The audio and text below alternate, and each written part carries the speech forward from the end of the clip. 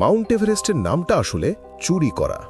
ঠিকই শুনেছেন, পৃথিবীর সর্বোচ্চ শৃঙ্গের নাম এক বাঙালির নামে হওয়ার কথা ছিল, কিন্তু ব্রিটিশরা সেই ইতিহাস মুছে দিয়েছে।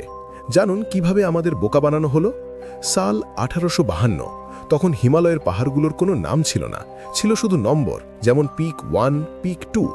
দূরে একটা আবছা পাহাড় দেখা যেত, যার কোড নেম ছিল পিক 15। ব্রিটিশরা ভেবেছিল ওটা সাধারণ একটা পাহাড়, কেউ পাত্তা দিত না। কিন্তু গ্রেট ট্রিগোনোমেট্রিক্যাল সার্ভের অফিসে বসে এক বাঙালি গণিতবিদ রাধানাথ শিকদার দিনের পর দিন জটিল অঙ্ক কষে যাচ্ছিলেন। তিনিই প্রথম প্রমাণ করলেন যে ওই অবহেলিত পিক 15 সাধারণ পাহাড় নয়, ওটাই আসলে পৃথিবীর ছাদ, 29,002 ফুটের সেই দানব। আবিষ্কারের আনন্দে তিনি ছুটে গিয়ে তার বস অ্যান্ড্রু ওয়াকে বলেছিলেন, sir, I have discovered the highest mountain in the world. যিনি এই অসাধ্য সাধন করলেন, পাহাড়ের নাম তো তার নামেই হওয়া উচিত, তাই না? কিন্তু ব্রিটিশরা করল চরম বেইমানি। যিনি পাহাড়টা মাপেননি, দেখেনওনি, সেই প্রাক্তন বস জর্জ এভারেস্টের নামে নাম রাখা হলো। আর গণিতের জাদুকর রাধানাথ শিকদারকে ইতিহাসের পাতা থেকে মুছে ফেলা হলো। প্রমাণ চান?